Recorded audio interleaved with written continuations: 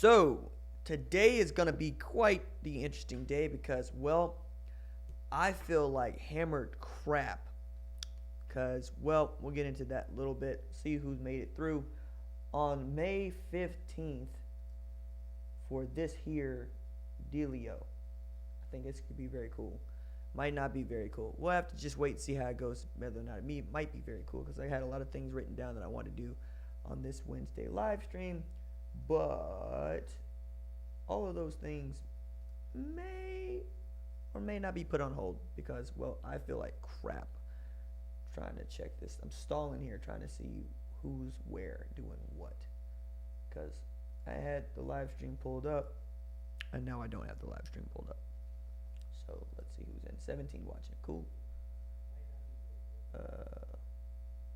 See Joe Richmond, FN, what's up? See Tyler Spencer, Matt Bingham, Douglas Ivy, Matt Tucker, what's up, fam? Dylan LM, I see you, brother.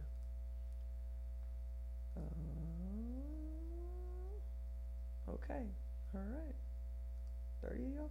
Hey, there's Doc. I see you. Travis Penner in the house. Let's see. Kirk Perez in the house. I see you, fam. Sean Stapleton, I see you. I really need to reposition this so I don't have to turn my head so much. Or I can pull it up on my phone. But see, these are all the things that I'm working out in the new digs. So, let's do the intro. What's up, kinfolk? It's RJ Young. I am not on a step mill. Consider hitting the like and subscribe button because I upload a video every single day. So it's OU related, college football related, sports related. We have a good time, even on days where I have stomach flu. Long story made short. Girlfriend was sick yesterday. I like to think I'm a decent boyfriend. You know, I'm like the anti-Jon Snow. You know, she gonna walk up to me. She gonna want to kiss me. I'm gonna kiss her back. I'm not gonna just stare at her like she's some sort of alien or whatnot. I don't care if she is my auntie. Didn't matter that she was my auntie when I didn't know she was my auntie. Why should it matter that she's my auntie? Laurel's not my auntie. Point that I'm making here is I want to take care of her. So I spent yesterday, for the most part, trying to take care of her. Long story made shorter. I woke up sick. Like, I haven't puked as an adult ever. Like, I've wanted to puke. I've had the urge to puke. I haven't actually puked, period. And then this morning, woke up, went to the bathroom, had to come out one end, know how that feels, know how that goes.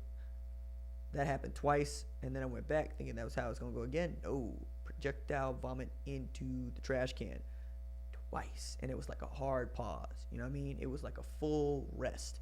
Some of y'all are musicians, some of y'all are not. Not a quarter rest, a full rest. And then, so like red chili. I'm talking bell peppers, squash. No, I ain't put onions in it. I did put beans in it. Celery, carrots, ground beef, all just. So I have not only felt terrible today, anything that's been in my mouth has also not been tasting very good. By the way, shout out to my homeboy, Blanken, drinking with you, even as I did a whole thing of Pedialyte today. So that's the thing. And I got toast over here because per Laurel's, what's the word I'm looking for? Advice. Oof, man, words are hard. I'm on the brat diet, which is like bananas and rice. I forget the A one, and toast. Anyway, I bought bananas and I bought toast and I bought a toaster and now I'm doing this. So, let's see. What did I want to talk about? Let's talk about the title of this video as I stalled trying to tell y'all what y'all don't care about, which is my own health. Really did feel like I was going to die this morning. Hopefully didn't. I ended up in the hospital. Never mind. Look, I think, yeah, this could be CeeDee Lamb's year to remember. I think he's set up for it. When you look at OU's offense, and this was kind of the video today, CeeDee's the best offensive weapon that Oklahoma has. I mean, you can put him next to Kennedy Brooks, Trey Sermon. You can put him next to Jalen Hurts. You can put him next to any of the number of dudes that you want to talk about in OU's offense. And on what everybody expects to be a really, really great offense, again, CeeDee Lamb is the best weapon that OU boasts. Not just because of, the stats, although the stats were awesome. And he sunned Alabama. Like, weren't a whole lot of things to write home about if you were an OU fan watching the Orange Bowl. CeeDee Lamb was one of them because not only was he just working Patrick Surtain's kid, which shows you how old I am. But he was coming back with a crackback. And that crackback block that he threw on old Mac Wilson, can't do that anymore. Like, it's over. It's done. Like, they've outlawed it. I kind of like that, but I did enjoy seeing the block. And I like enjoying knowing that he probably threw the last crackback that is legal in NCAA football. One other reason I think this could be a year for him to remember is I think the offense is going to be much more run-dominated than it used to be. Okay, and by used to be, I mean go back to 2015. Look at what the offense looked like when Baker had just got the reins to the offense. All right, you want to run the ball more. You always want to run the ball more because you can. Now, Lincoln Riley was like, yeah, I'm an air raid coach, but Bob Stoops had made it known to me. We got some IJP Ryan and Joe Mixon in the backfield, and we're going to run them. And Lincoln, who tried to draw up plays, wasn't very good at it, for the run game at least. Waited on Bill Beadmo for OU Texas, or after OU Texas, and then all of a sudden the run game was spectacular once again. So now you see OU's calling card is not any mesh play. It's not even any passing concept. It is the guard tackle counter that they run better than anybody else in the country. And yet another reason why OU running backs continue to get drafted in the NFL, right? Even Rodney Anderson, who basically got drafted off of half of a season in the 6th round, still got drafted off of half of a season. You look at Trey Sermon, you look at Kennedy Brooks, and you can see they want to run the ball. I'm saying all that to say that CeeDee Lamb is going to be set up to go one-on-one if defenses want to commit to stopping the run. Now, if I'm a defensive coordinator, I want to bracket CeeDee Lamb as much as I can. I'm at the very least going to have a man over the top of him wherever he goes. So it's basically going to be quasi-double coverage, whichever side of the field that CeeDee Lamb is on. But if you can run the ball, all of a sudden you get big, strong CeeDee Lamb in what most people believe will be the final year of him playing football at OU, just going out there and catching bombs. I thought it was really interesting that CeeDee Lamb has never had a 200-yard receiving game. Okay? He's come close. He's got hurt or he's got tossed out of the game. I also thought it was really interesting that lots of the routes and route combinations were designed for Hollywood to go deep. And that might be what you want out of the Z receiver. But I also believe that you can design scheme around getting CeeDee Lamb the ball as your first option in a downfield capacity. We know that the dude can play split end. Split end would be on the line of scrimmage. Split end is your prototypical possession wide receiver. I also think the dude could do a little bit of flanker and run a beeline down the sideline if you need him to, or run a really great post route. So yeah, I think it could be his year to remember, but that's only if the run game is the kind of run game that we were used to seeing in 2017, 2016. I think then, absolutely, we're talking about CeeDee Lamb having a 1,500-yard reception season, with a receiving yard season with over 100 balls caught. I don't think that's a stretch by anyone's imagination. I'm also putting a lot on Jalen Hurts to be able to make those throws, and I think he can. You know, is he going to be Baker Mayfield or Kyler Murray? I don't think he will be. But he's going to be better than Sam Hargy Ellinger, and that's really what we're talking about when we're talking about not just winning at OU, but winning a Big 12 championship and then being in a position to win a college football playoff semifinal, which is something that OU has never done, and Jalen Hurts has done that, and he's also won a national championship, and you've heard me say this before. All right, let's check the chat. My God, I feel awful. Let me turn this over here, see how this works. Ooh.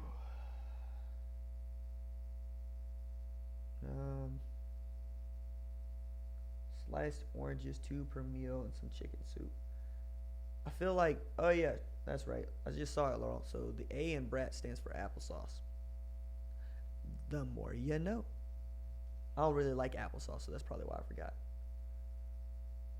Weapon X and Brave love applesauce. I can't stand applesauce. Mark Paul, make great adjustments to the underthrown ball. He's talking about CeeDee Lamb. That's legit. What's up, Vic? Congratulations on your first semester, dog. Looked like you destroyed that 160 question multi-choice exam. Very cool. Very cool. What else we got in here? Carvin Jackson. I see you, fam. There's my mama. Matt Bingham says something about LSU. Oh, he thinks Kendall Milton is leaning. I don't really worry about what the running backs in the 2019 or 2020 class are going to do, because OU's going to end up with the ones it should. Whether that's Chase McClellan and Chris Tyree, or Kendall Milton, or Seth McGowan, or some combination of 3, I'm not worried about it. Let's see. Excuse me. Appreciate that, Kelvin. Oh, golly. Every time I belch, it just tastes nasty. Let me see. Patrick Langston says, Roll Tide. Nah, man, I'm good on detergent. We cool. We got Gain in the house right now. I can go get it for you. I mean, this ain't the kind of YouTube channel where we be eating the pods, but I can see a lot of Bama fans are. Let's see what time you think this is. Joshua McBride, what do you think about those deep routes for CD? I think that will showcase even more of his abilities. I think I covered that. Yeah, I'm pretty sure I covered that. Gerald Mosley, yo RJ, the show keeps getting better and better. Appreciate you. Thanks, Gerald. I appreciate you, man.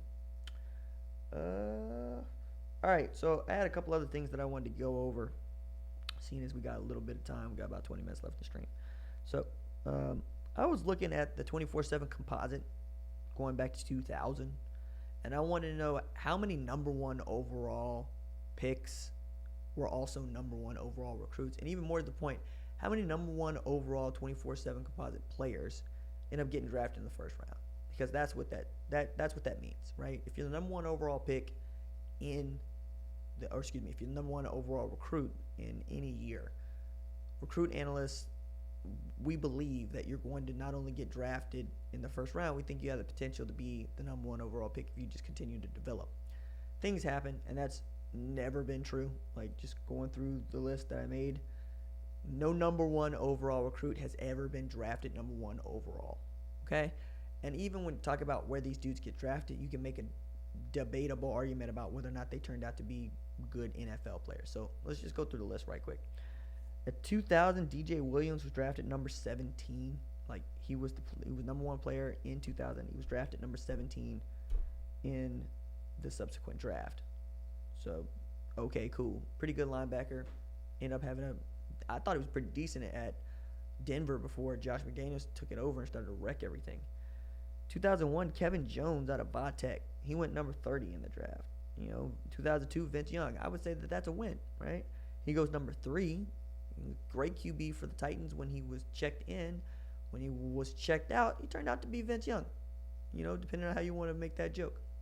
You go to 2003, looking at Ernie Simms. Man, Ernie Simms. Number 9 in the draft, running back out of Florida State. Adrian Peterson, number 7 overall recruit, coming out. He went what?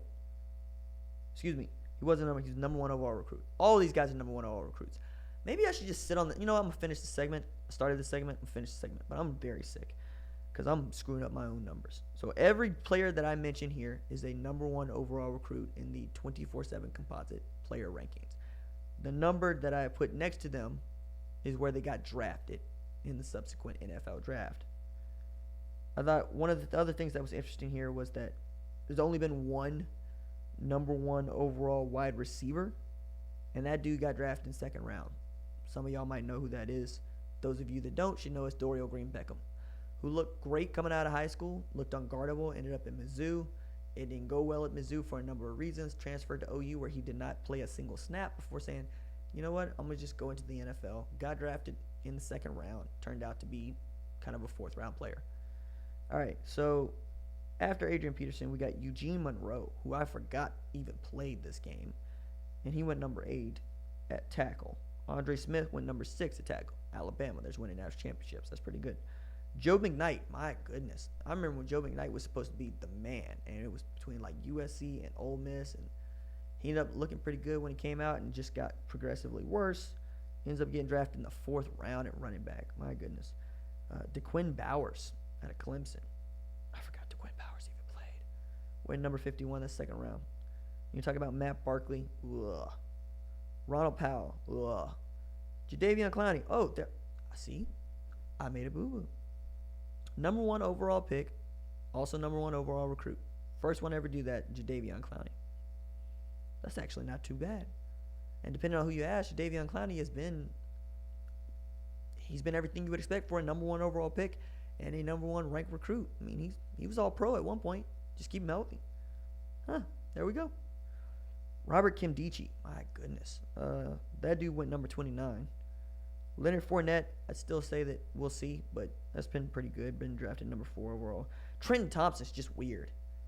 Trenton Thompson was a defensive tackle coming out of Georgia. Trent Thompson had a really good Liberty Bowl against TCU, told everybody I'm coming out. And everybody's like, why? You just flashed. That's not. So when he came out, it was kind of like, yo, man, it's like the Charles Walker deal. If you just stay in school a little bit longer, you'll develop into the kind of guy that should go in the first round instead of a guy that literally went undrafted. That's Trent Thompson, a former #1 overall recruit. Did not get drafted. Coming out of Georgia, playing defense. I would not have called that. And then, of course, 2016 class, Rashawn Gary, he went number 12 overall to, where did Rashawn Gary go? Oh, the Packers. That's right, because he made waves because he decided to rock Clay Matthews' number, and everybody, and, you know, Clay Matthews caught feelings about that because he thought they should have taken his number out of rotation for a while. And I'm going, like, that ain't how the game is played, dog. You're a pro. He's a pro. You left Green Bay, or they cut you, whatever it was. Stop whining about your number when you're going to wear it out of L.A. anyway. I don't care nothing about you at no Green Bay. That's what the money's for. And that what Draper says? That's what the money's for? Let me see. What did I say? My mom says, do you think Trajan Bridges is going to show out this year? If he gets an opportunity. I mean, that's kind of the bit for this entire class, Mom. I mean, they got to get a shot. And because the depth at outside receiver is so great, we'll see. I mean, we'll see a bunch of these kids play early on, just like we saw some of Drake Stoops last year, right? And then they'll fade as we get into the second half of October and into November. And then you'll know a lot more about who's going to do what. So he'll play, Theo will play, Jaden will play. But how much they are important to the team, I just have to wait and see on that. And that was a sorry segment. What else we got in here? Sean Stapleton. I think Royal, Shepard, Clayton, Iglesias, Stills were the big-time wide receivers. I know some people that would fight you about Kenny Stills. There's lots of Kenny Stills hate out there. Joaquin Iglesias, okay, maybe. Mark Clayton, for sure. Shepard, yup. Broyles, yup. Okay. It's hard for me to conclude D.D. Westbrook is one of the all-time great OU receivers just because he didn't play for 4 years. He had one really good season, like a really good season, and then he came out, and what's he done at Jacksonville? Like, I kind of look at D.D. and I say to Marquise Brown, don't do that. You're still really good, but you could be great. We're still waiting on D.D. Westbrook to be great in the NFL. You know, D.D. ran 3 routes really, really, really, really well. And Baker was really, really, really good at throwing pinpoint passes to D.D. Westbrook down the sideline. Like that West Virginia game in the snow is still just stupid to think about, but that's what it was. What's got in here?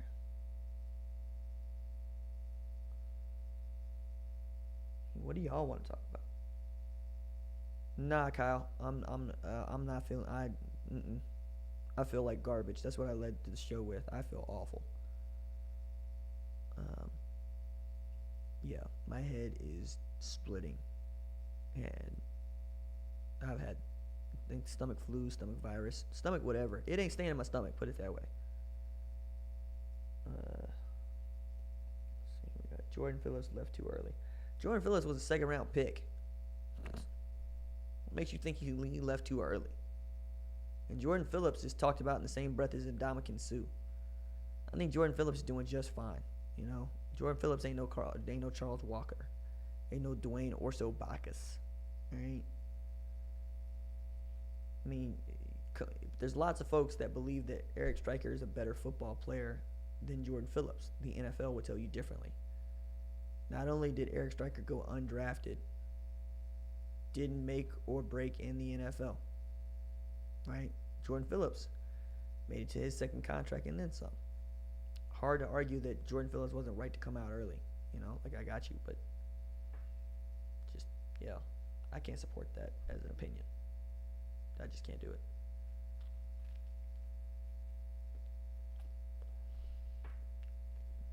A lot of get some sleep and get some rest, which is, I mean, yeah.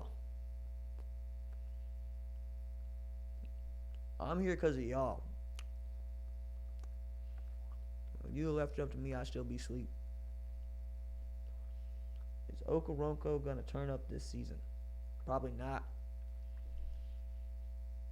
Look at the defense. I believe they re-signed Dante Fowler, and then they signed Clay Matthews. Both of those dudes play Obo's position. I don't see it. Matter of fact, it's going to be really hard to make that Rams defense because they're really good. Let me see. Love Saunders when he transferred from Fresno State. He played well for us. Yeah, I mean, Jarvis Baxter played well for us. What are they like? Cool. I like Jalen Saunders. I mean, you want me to throw out some other short, tiny dudes that I thought were pretty good at OU? We can do that. Didn't turn out to do much of anything in the NFL. Quinn Griffith? Short, tiny dude. Great at OU. Garbage in the NFL. Well, I mean, we can keep going. If that's what you want to do. Like, let's see.